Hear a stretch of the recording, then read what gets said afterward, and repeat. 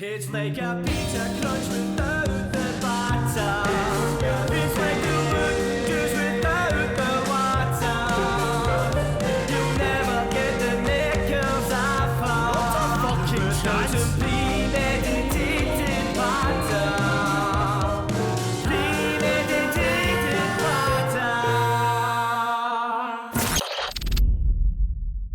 patter. Welcome back, Patter champions. It's been 2 weeks since I last seen you, and I'm going to get right into this. This is going to be a deep episode, hence the title, Vulnerability. We're going to get vulnerable. Okay, I'll take you back. The last podcast I done was called What Now? And so wisely titled by my coach, G. McFarlane. Post-fight, you've got what's called What Now syndrome. And he's a professional boxer, Scottish heavyweight champion, boxed all his life. You can understand somebody in a professional capacity, how they might experience those kind of feelings. For me, that was my first proper boxing match, first proper camp, first proper, whatever the fuck you call it, massive build-up.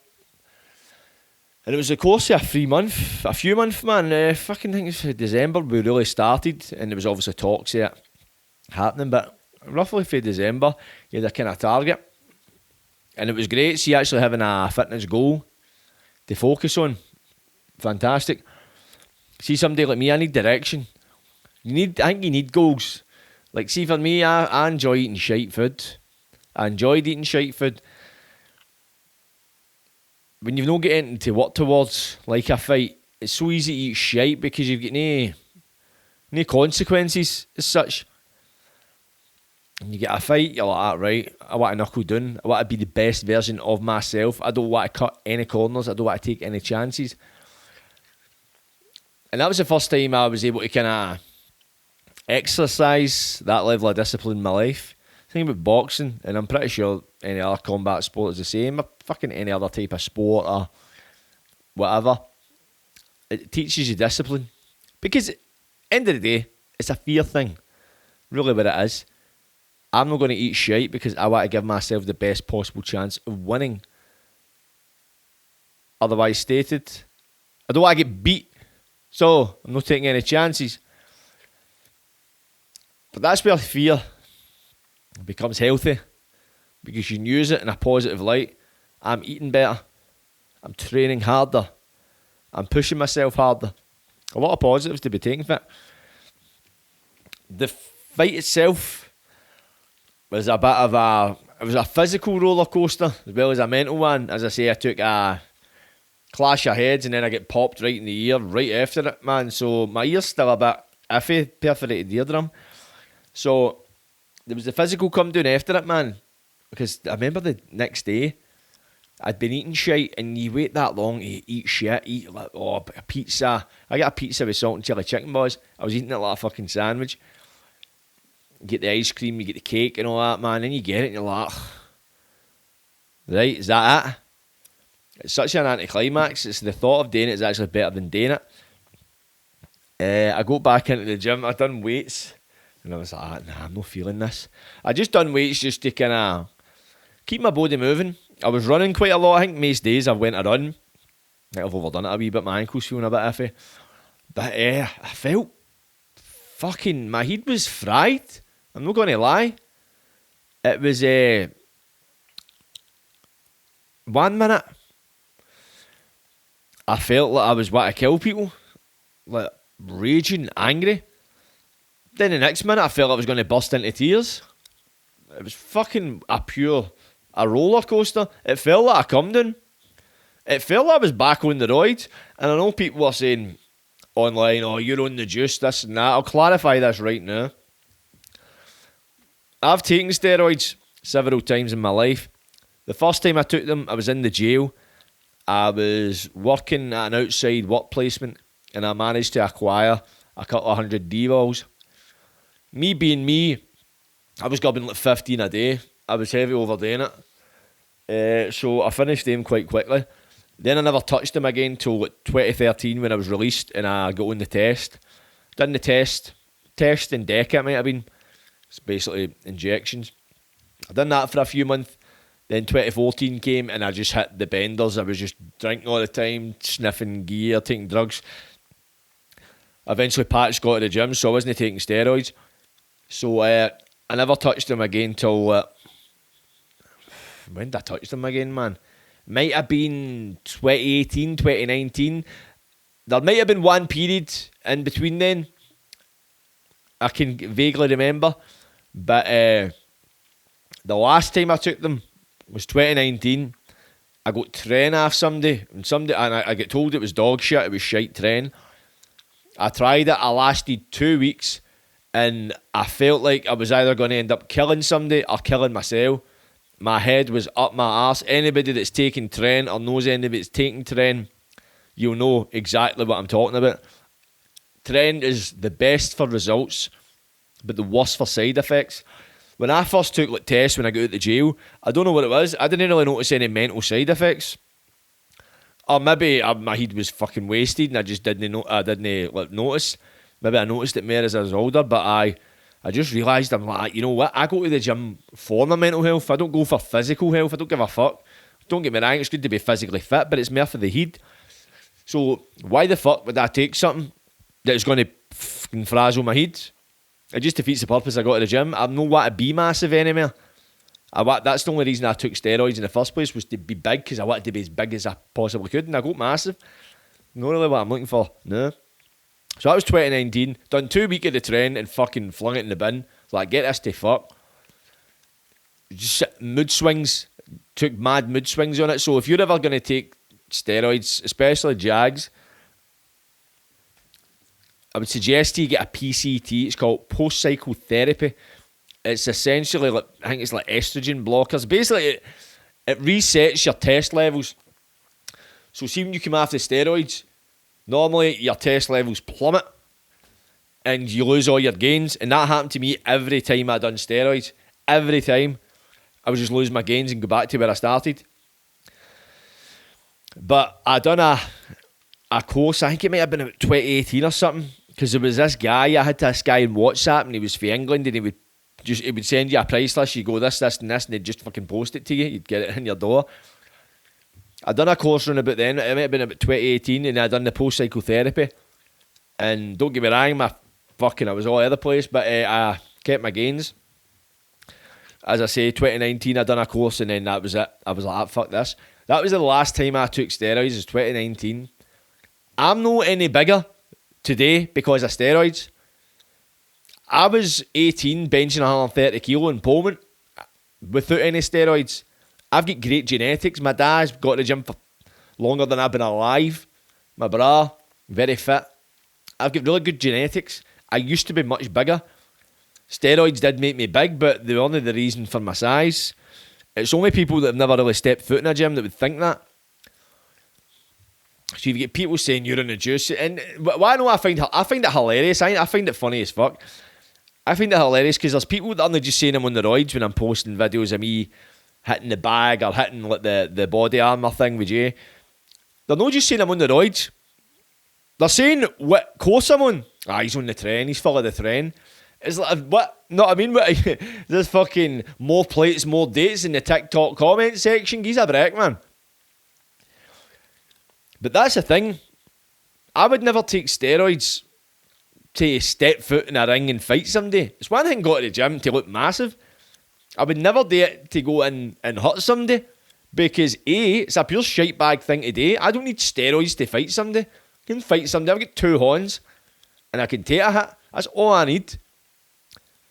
And I couldn't imagine beating somebody but being full of steroids. It just wouldn't mean anything to me anyway. I know people do it, but it's meaningless in my eyes. And there's just that thing, having to cheat to beat somebody. No offence to Jasper. Do you think I need to take a course of steroids to beat Jasper in a fight? Know what I mean? I believe in myself a lot more than that. But what else I found funny is when I was posting the videos of me like hitting the body armour thing and that, and I was getting tired because I was pushing myself hard. People going, he's going to gas out in this fight, that's the train. That train will gas him out, he'll not last the rounds. And then after I win the fight, you get people commenting saying, oh, well, Jasper gassed out in the last round. The only reason Hawaii carried on is because he was full of the test, full of the train. I'm like, what? 1 minute because of the train, I'm going to gas out. The next minute because of the train's how I won. You want to make your mind up, man. I can take a trolling, but what I cannot take is inconsistency. And yous are full of it. But anyway, back to the theme of the podcast. Look, when people know me, or they meet me in the street, they'll report probably a different version of what they expect on camera. I don't play a character.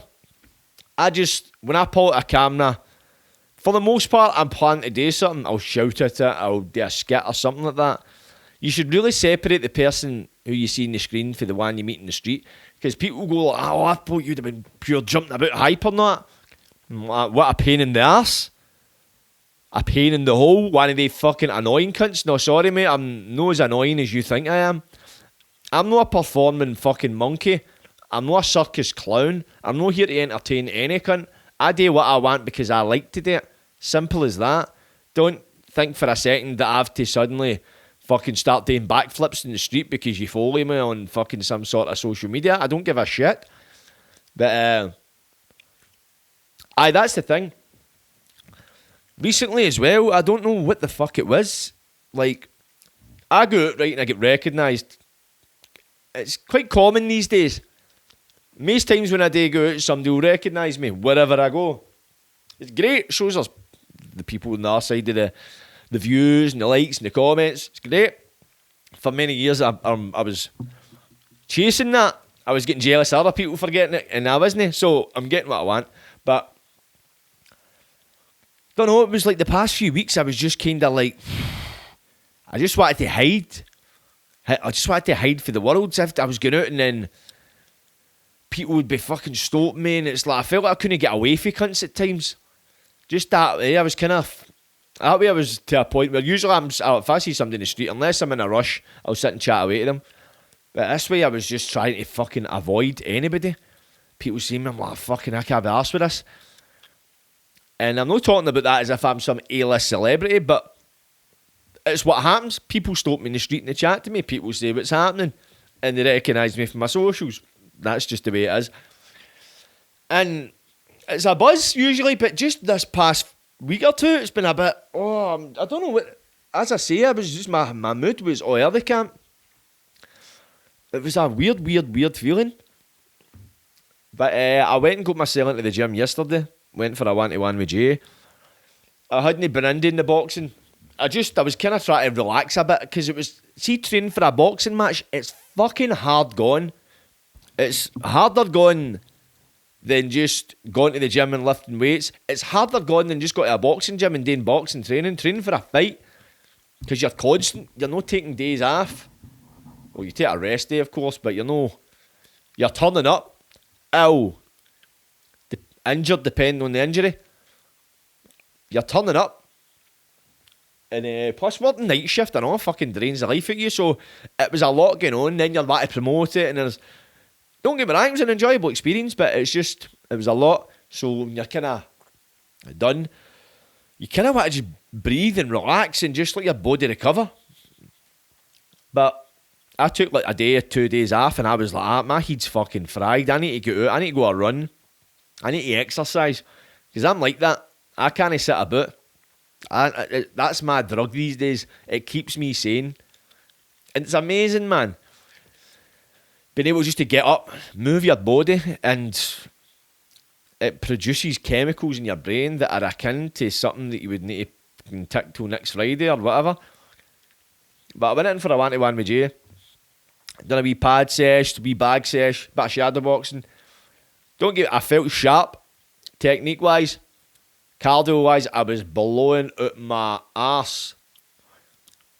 But it felt amazing. After it, I just felt as if I lifted that veil. It was as if I had an emotional wank. That's what it felt like, man. And I realised, man, the endorphins that boxing produces, man, they're fucking second to none. I've not done any other combat sport to like kind of compare it to them, but it's definitely a lot better than lifting weights. For me, anyway. So I've realised how much I need that stuff in my life. it just gave me the buzz. I felt just amazing. I felt good. Everything felt right. You know what I'm talking about? And I noticed that during my camp, there was a couple of days during my camp, like, I didn't get down to the gym for whatever reason. If somebody was on holiday or whatever, something happened that I wasn't doing any pad work or anything for a couple of days. And I felt it. I felt my head just gone wandering. I was like, I know what it's like, right?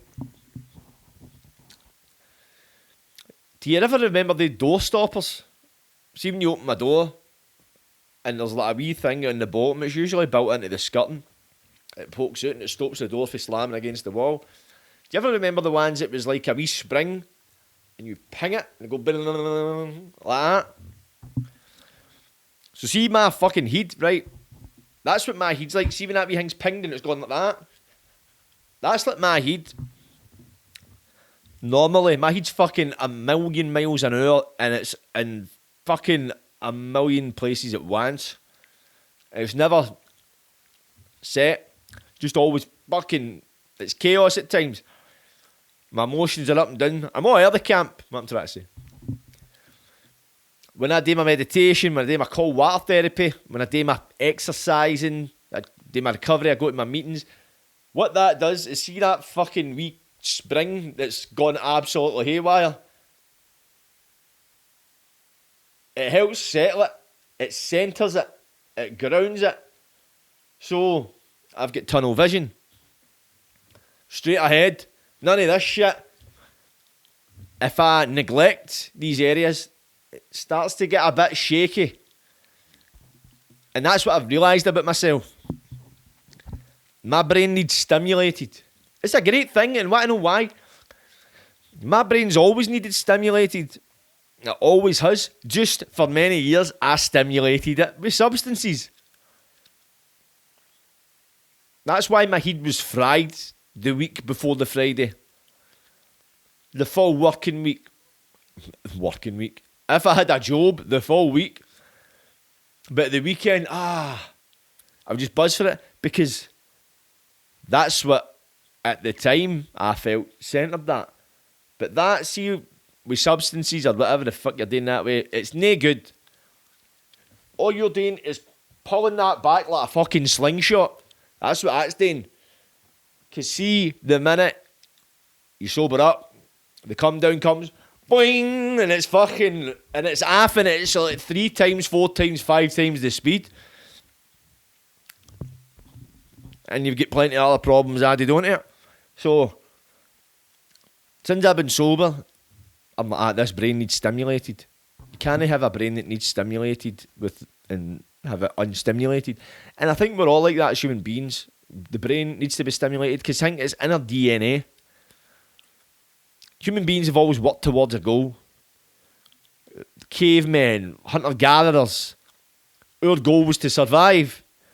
We had to go to hunt, we had to gather, we had to build, we had to teach. So it's hardwired into our DNA. That is why I've got a camera in front of me. That is why I'm sat in a one-seater fucking, whatever the fuck you call this, couch, futon, whatever it is. That's why I've got a microphone in front of me. These things didn't invent themselves. This was born from stimulation of the human brain. An animal didn't invent this. An insect didn't make this couch. You know what I mean? Human beings made it. And that was human beings whose brains need stimulated. Well, I had this thought earlier.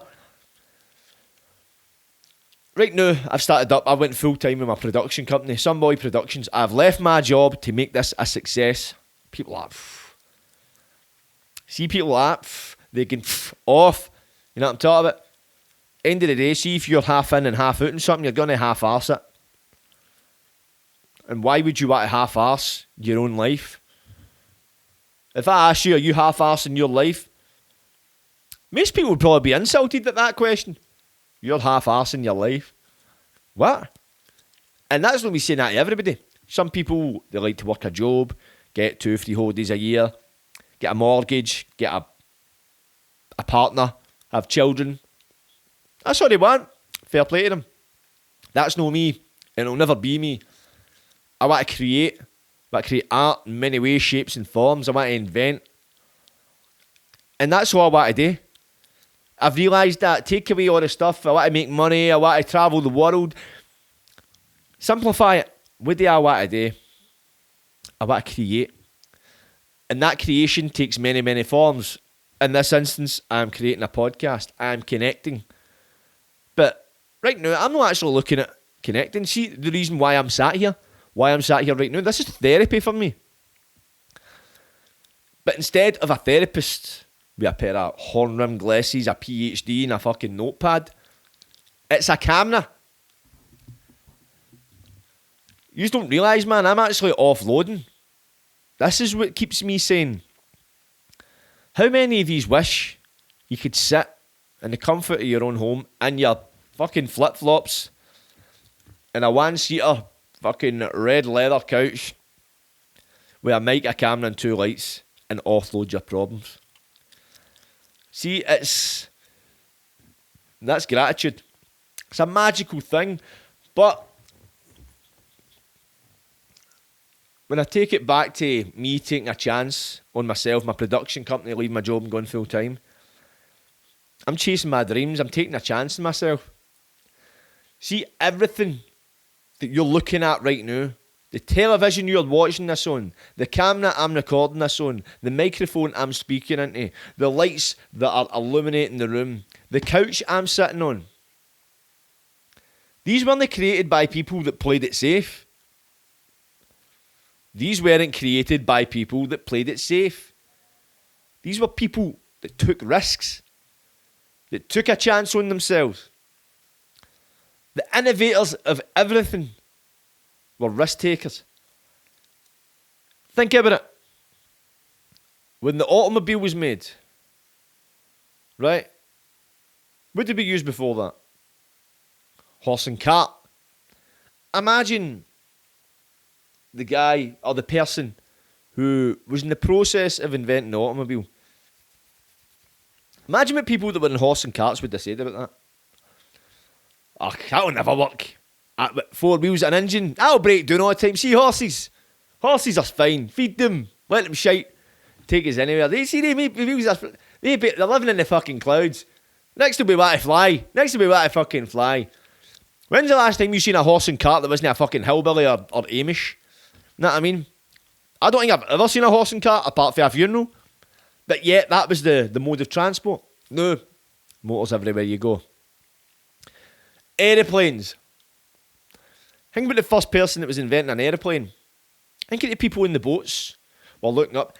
You see they're going to build this big tin of beans, stick wings in it and say it's going to fly. Fly, your ass. They'll never stop using shit. See this, it's in the water, it floats, it does what it says in the tin. See that? It's a fucking fairy tale. Boom. I've never been on a fucking ferry in my life. I've never been on a fucking yacht in my life. I've been on plenty of planes. Know what I'm talking about? So, the thing is, and I'm speaking about my own experience here, but this might connect with you. See, when you make a decision, when you're taking a chance on yourself, when you're taking a risk, whatever, people aren't going to understand it. Most people won't understand it because they're relying on logic. They're trying to rely on what they see. But when you make these important decisions, it's not what you see, it's what you feel. It's in your heart. Because I know this is going to be a success. Life will decide how. I don't. All I decide how is how much work I'm going to do per day to work towards that. The mechanisms of change are already operating. But it's for somebody on the outside looking in, they're just not going to get it. Most of them, there will be people that believe in you, but it's a feeling more than it is a thought. So, that's my plan now. I love doing these podcasts as well. I think I was really made. I'm the perfect person to do these one-to-one podcasts. You want to know why? Because I start off talking about vulnerability, and then the next minute I'm talking about tins of beans with wings flying through the fucking air. See that? That is what I'm like in person. I'll have 3 fucking conversations at once with myself. And I love it. Because authenticity rings through. See me, when I'm on camera to a certain degree, like when I'm doing the press conferences and I'm slagging people and all that, it's a part of my personality, aye. That's what I'm like, ripping the piss shit of people. I don't really do it these days. I used to be quite bad for it. When you're building a fight, I've got no bad feelings towards Jasper or anybody else. But to promote a fight, I will say whatever. I'll say anything that will get people interested. That's the game, and I enjoy playing it.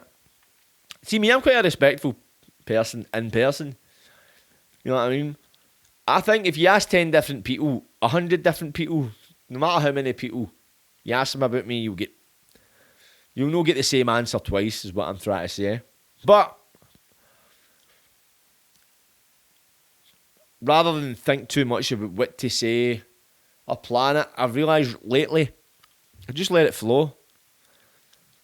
Just let it flow, let it go, and seeing you apply that to life, it's having faith. Have faith in yourself, and faith that there's something operating that your human mind cannot begin to comprehend or understand. But just understand that it's looking out for your best interest. So whatever that may be, whatever your best interests may be right now, follow it, man. Take a chance on yourself. I've done it. Not even 2 weeks into it, and it's the best decision I've ever made. So that'll be me for the now. I've got nothing else to add, and I'm not going to force it. So I'm going to go back to my day, and I hope you enjoy yours. Like, subscribe, and don't get wide. Catchies!